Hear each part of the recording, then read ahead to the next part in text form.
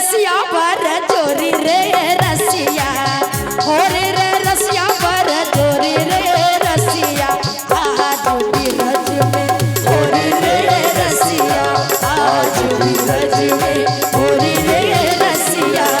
हो रे रसिया पर जोरी रे रसिया हो रे रसिया पर जोरी रे रसिया आज बिरज में होली रे रसिया आज बिरज में होली रे रसिया।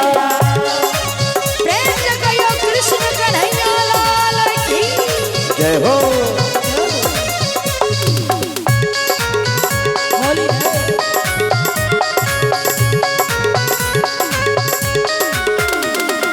पवन गाँव के कुंवर कन्हैया पवन रे गाँव के कुंवर कन्हैया पवन गाँव के कुंवर कन्हैया कवन गाँव राधा गोरी रे रसिया कवन गाँव राधा गोरी रे रसिया आज बिरज में होली रे रसिया आज बिरज में होली रे रसिया।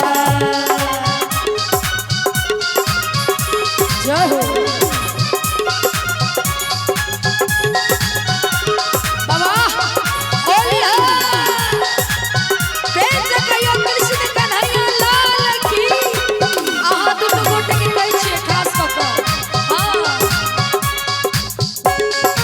होली है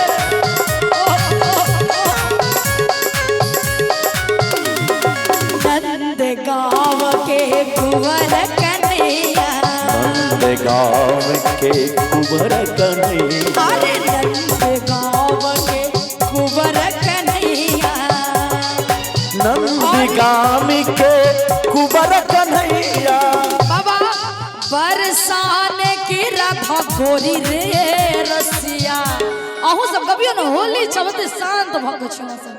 समय भऽ गेलै सुनै बस दू छियै लाइन रात देखै छियै नीचे ऊपर से ओसो से हो गिर रहल छै। की करबे अब बाबा सबके नहीं ठंडा लगे छै तो हमरो सबके वह उपाय में चल पड़ते ना। अरे नंद गाँव के कुंवर कन्हैया नंद गाँव के कुंवर कन्हैया बरसाने की राधा गोरी रे रसिया बरसाने के राधा गोरी रे रसिया